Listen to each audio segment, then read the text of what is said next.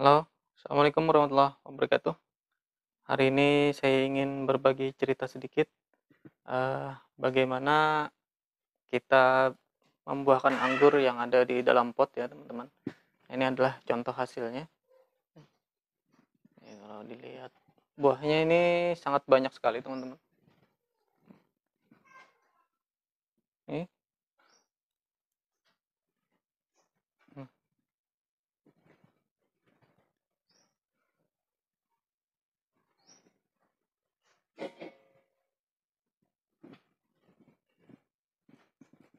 ini. Nah, penasaran kan bagaimana caranya? Mari kita simak bersama-sama.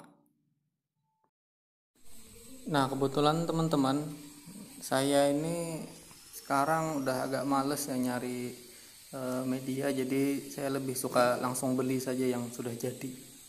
Nah, ini adalah sekam bakar dan kohe sapi dan kambing ini.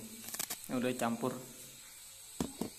Nah, untuk komposisinya teman-teman, sekam bakar itu 3 bagian ya, atau 3 karung ini, dan kohe ini cuma 1 karung. Ini masih berbentuk keras-keras ini, masih berbentuk-bentuk, dan ini harus kita treatment dulu ya supaya bisa dipakai. Jadi tidak bisa langsung pakai untuk media ini teman-teman.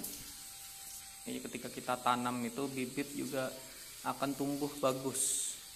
Nah, ini media yang sudah campur gembur lah ya kan.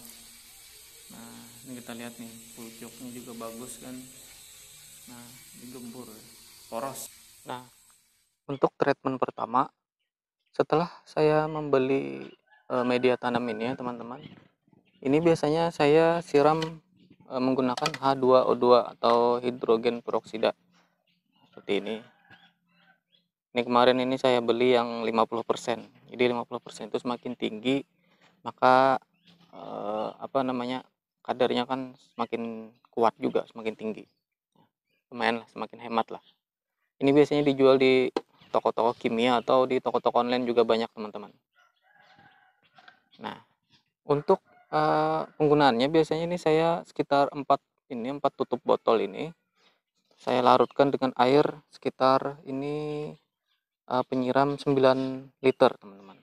Nah, sekitar 4 botol ini saya siramkan ke kohe-kohe yang tadi, kohe yang sudah dicampur dengan sekam tadi. Nanti akhirnya ini belum ya. Nah, ini jadi ini biasanya itu 3 atau 5 hari teman-teman setelah disiram H2O2. Kemudian setelah 5 hari kemudian itu saya akan menyiramkan anpus ini teman-teman. Anpus ini kadang saya campur juga dengan M4. Nah, jadi anpus ini dia akan menghidupkan kembali bakteri-bakteri pengurai ya, bakteri-bakteri yang baik lah, supaya hidup dan menyuburkan tanahnya.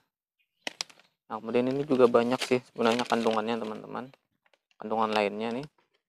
Nah, jadi banyak, ada asam humat, sulfat, berlin, auksin, sitokinin, asam amino, dan nutrisi lainnya. Jadi ini dosisnya itu 1 sendok makan campur dengan air 10 liter ya, atau satu ini juga bisa. Jadi 1 sendok anpus ini saya campur dengan air. Kemudian biasanya saya tambahkan juga M4. Nah, saya tambahkan M4 juga ini. M4 ini bisa 3 tutup botol. Kemudian saya tambahkan molase.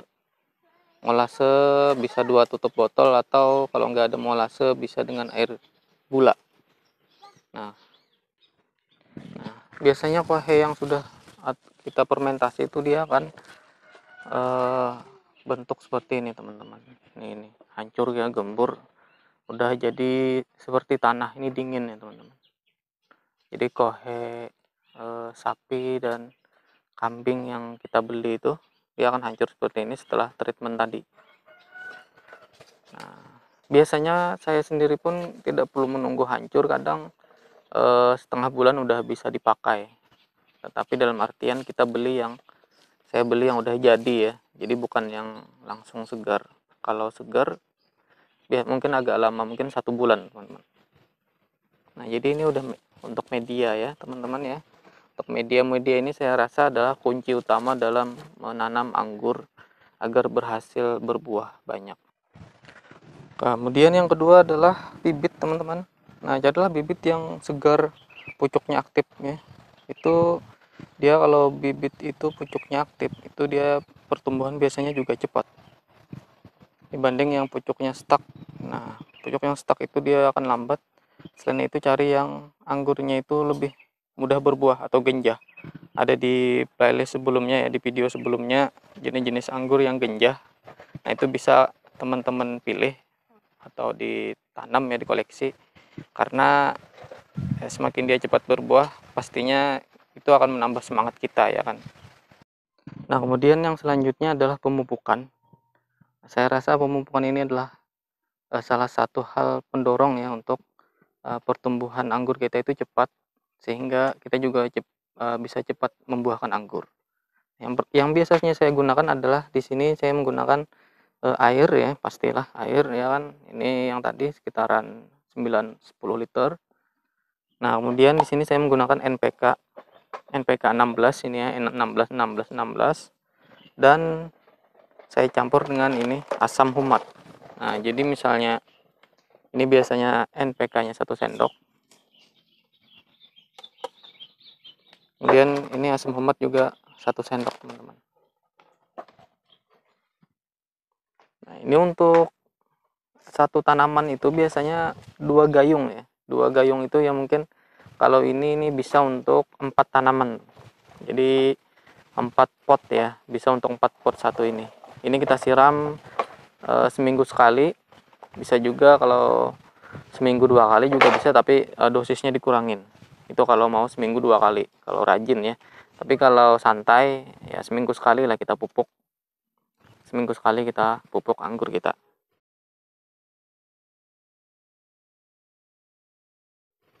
Nah, kemudian untuk pembentukan batangnya ya, sambil pemupukan tadi, ini biasanya saya naikkan dulu untuk tabung lampot, misalnya sekitar 2 atau 3 meter ya teman-teman. Jadi untuk tabung lampot misalnya kita naikkan dulu 2 atau 3 meter. Nah kemudian setelah itu baru kita rebahkan. Nah setelah kita rebahkan itu kita putar di lingkaran yang bawah ya teman-teman. Nah lingkaran yang bawah di pot ini ya. Nah ini kalau sistem pot tabung lampot, tapi kalau yang di tadi ya, yang awal tadi itu sistem para-para. Kalau para-para tuh bebas aja teman-teman. Nah, ini kalau tabung lampot, jadi setelah tinggi 3 meter tadi ya, atau 2 atau 3 meter, itu nanti kita putar di bawah ini, kita putar. Nah kemudian nanti ujung anggurnya itu, ujungnya ya, ujung pucuknya kita buang. Nah setelah kita buang, dia nanti akan tumbuh, tersier-tersiernya itu akan tumbuh. Nah contoh seperti ini ya. Nah ya teman, nah ini tersiernya nih. Nah ini tersiernya. Nah, nanti setelah tersiernya itu tinggi ya, itu misalnya ada tersier yang lebih tinggi, misalnya yang seperti ini kan tinggi, tapi ini belum sampai batasnya, maka ini belum dibuang. Tapi nanti kalau sudah sampai batas, misalnya 20 daun, ini nanti pucuknya kita stop. 15 atau misalnya 20 daun ya, 15 lah mungkin, kita stop, kita berikan kesempatan untuk tersier lain yang tumbuh. Nah ini untuk pembentukan di dalam tabung lampot teman-teman. Biasanya untuk anggur yang kita tanam dengan media yang bagus teman-teman, dia itu pertumbuhan akan cepat. Nah biasanya 4 bulan, 3 atau 4 bulan itu sudah tinggi besar batang ini ya. Ini contoh batang primer ini udah lumayan nih ukurannya. Nah ini nanti setelah itu ini akan bisa kita buahkan. Caranya bagaimana? Caranya adalah sebelumnya kita isi dulu ya pemupukan pembuahan. Nah untuk pemupukan pembuahan Anda bisa mengisi atau masukkan MKP 1 sendok makan campur asam humat setengah sendok, dicampur air 3 liter. Itu selama 1 bulan. Nah, setelah 1 bulan teman-teman, tersiernya ini sambil kita melakukan axial break lah istilahnya, atau pucuknya kita potes yang tadi kan, pucuk kita potes terus. Nah, itu biasanya batang akan membesar, batang tersier ini akan membesar. Nah, kemudian kita potong. Nah, contoh di sini ini kita potong, di sini kita pangkas. Nah, kemudian itu nanti tunas air yang ada itu kita buang semuanya, tunas air, dengan harapan mata bot ini bisa pecah ya. Nah, setelah pecah itu biasanya contoh nih seperti ini ya, ini pecah. Kemudian ini dia akan bawa bunga.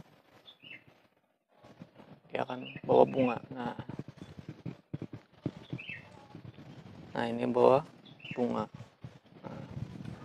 Nah, jadi setelah kita isi pemupukan 1 bulan, 1 bulan tadi ya, itu kita pangkas. Nah, setelah itu kita pangkas, biasanya dia akan pecah dan membawa bunga. Nah, baru nanti pemupukan bisa menggunakan KNO3 1 sendok air 1 ember. Nah, itu. Kemudian yang ini adalah tabul lampot sistem para-para, teman-teman.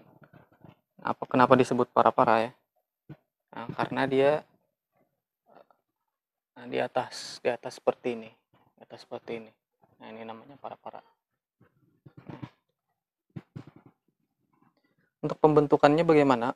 Pembentukannya di sini adalah kita merawat dulu satu cabang ini. Satu cabang itu naik ke atas. Setelah dia naik ke atas, di atas ini baru nanti kita biarkan selebat-lebatnya. Ketika sudah lebat ya, pucuk-pucuk itu nanti dibuang, batang ini otomatis akan besar. Untuk di sini saya menggunakan pupuk ini ya, pupuk Abemik. Nah, jadi Abemik yang sudah saya racik, teman-teman. Nah, Abemik ini sudah saya campur air dan ukuran ppm-nya ini sekitar 750-an lah mungkin, sekitar 700 ke 800. Dan untuk menyiramnya ini, di sini saya menyiramnya seminggu 2 kali.